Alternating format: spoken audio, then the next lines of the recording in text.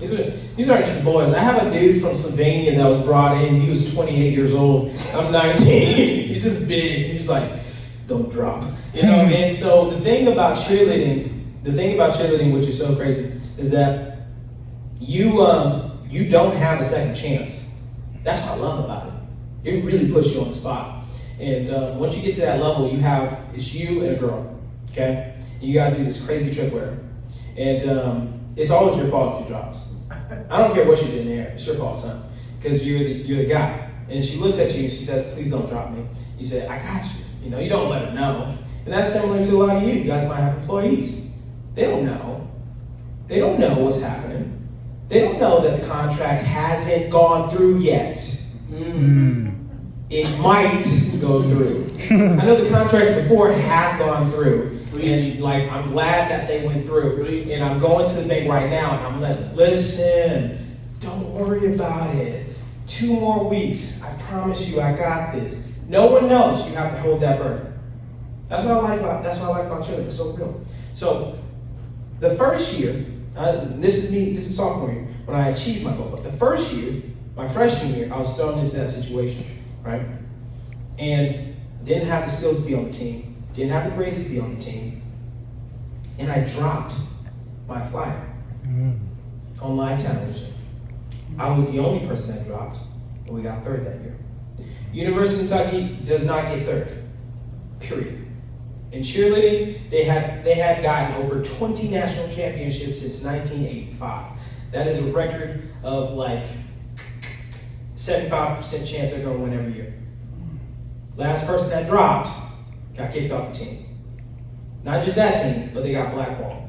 So they couldn't go to any other team because why would you get somebody that's not going to hit the stump?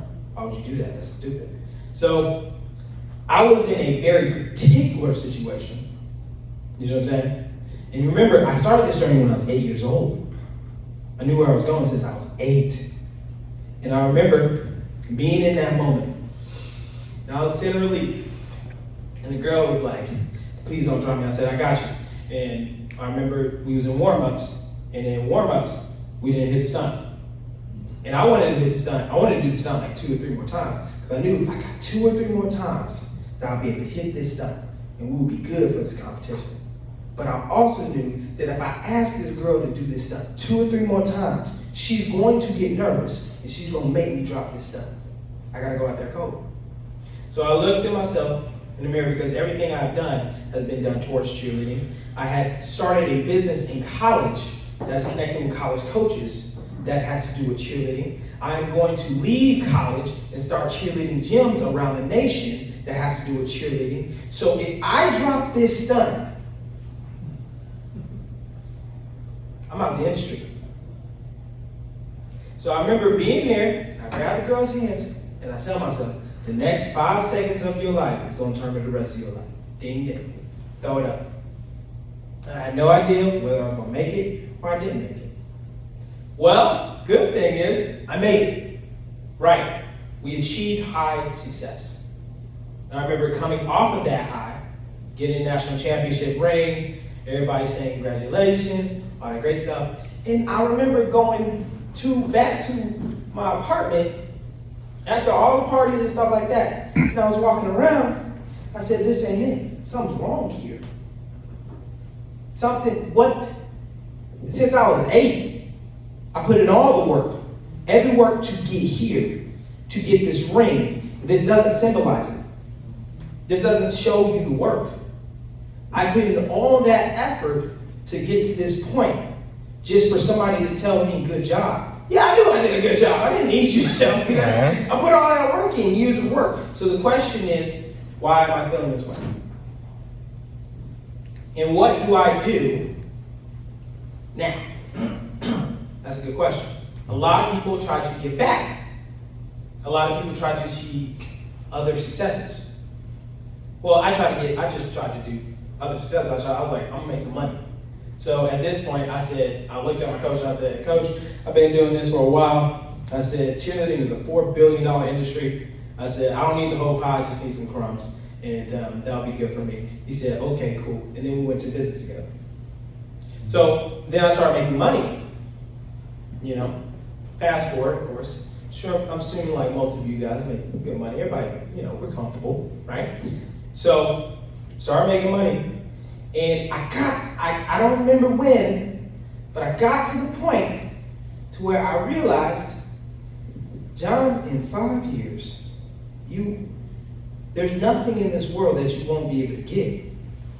There's not a place in this world that you're not gonna be able to go. I ate at the finest restaurants in Atlanta. I did it. Okay, I did that. All right. Traveling, yeah, I got a plan for that. I mean, we're gonna be doing that. Okay. What's my favorite car? Okay, yeah, I'm gonna be able to get that. I got my dream house. I love that. That's great. You know, got my girl. She got her ring. You know, we're gonna have this.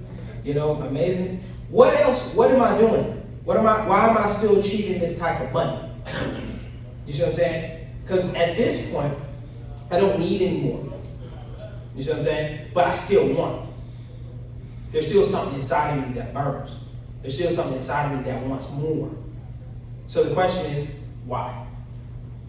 And again, it was that same exact feeling like I did when I achieved greatness in the physical aspect.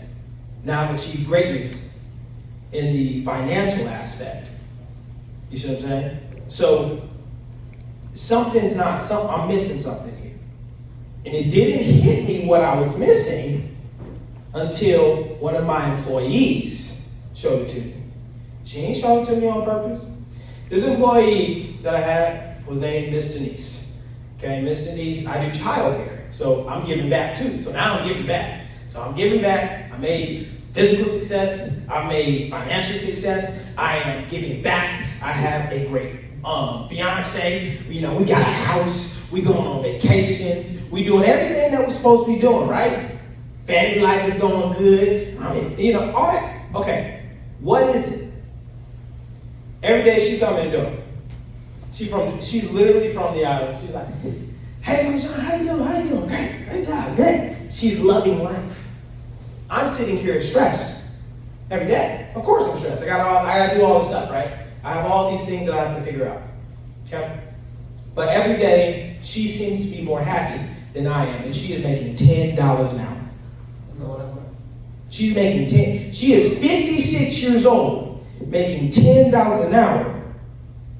And I am 20-something years old, making over 100K, you see what I'm saying, a year, and I ain't feeling how she feeling.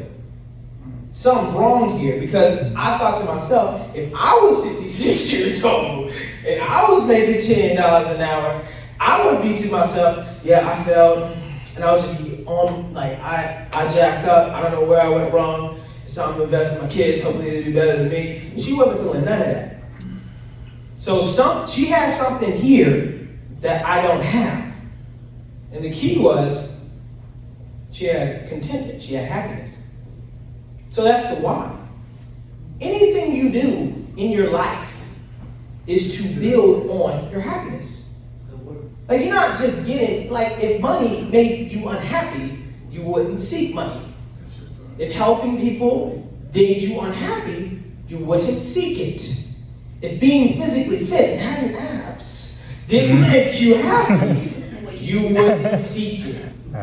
You only seek things in order to get you your ultimate goal, because this will make me happy. If I get this new thing, this will make me happy. If I can become famous, then this will make me happy. Watch this. If I can help many people, then this will make me happy. It won't. Because that's not where happiness lies. Because if it did, then let's go talk to the rich and famous. And they all say the exact same thing. It doesn't make them happy. And it's not worth it. And then, suicide. They do that, Talk to the very wealthy. A lot of you guys know a lot of wealthy people. A lot of you guys know a lot of really wealthy people that are really unhappy. So you have to ask yourself, well, why am I chasing things that are not going to make me happy? Now, I'm not saying don't chase things. I'm still getting this money. Like, I ain't trying to give all your stuff away. I didn't say that. No one told you to do that. No, you need to have money. You need to have nice things. I do like those things, but I'm not confused into believing that that's going to actually make me happy. So the question is, well, what is going to make me happy? It's a good question. It's a good question. And it's the first time you've asked yourself that since you was a kid.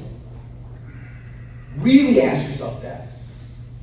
Problem with that good question is I can't tell you because it changes with each individual. I was talking to some guys out there. We got in touch with this. You see what I'm saying? It has to do with you.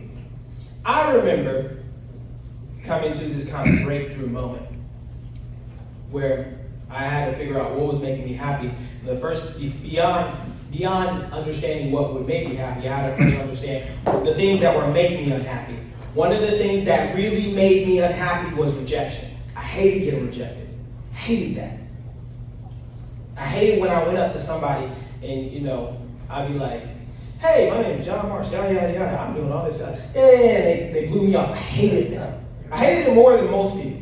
You know what I'm saying? It wasn't just a normal disdain. I hated that. Something's there. Dig into that. Why do I hate that so much? Why do I care about the person that I don't know about? Why do I care so much? So then I started digging in that. And I said, okay, so I hate that. So what did that do to me? Well, that fueled me to show them that I will be better. I'll show you. I know for a fact I'll show you. I'll win all my rings. Bet. Put me in the lab, coach. Put me in the lab, coach. He thought, oh, okay, sit down. Don't worry. I got you. I'm going to do it. Okay, that's some motivation. Is that same motivation the reason why I'm doing the things that I'm doing now? Am I still trying to show other people that I got this? I made the money. I did the money. But no, now watching. Now nobody's even saying that I can't do it. So now I'm making fake enemies in my own head in order to hype me up. Right? Like, no one is so like, yeah, that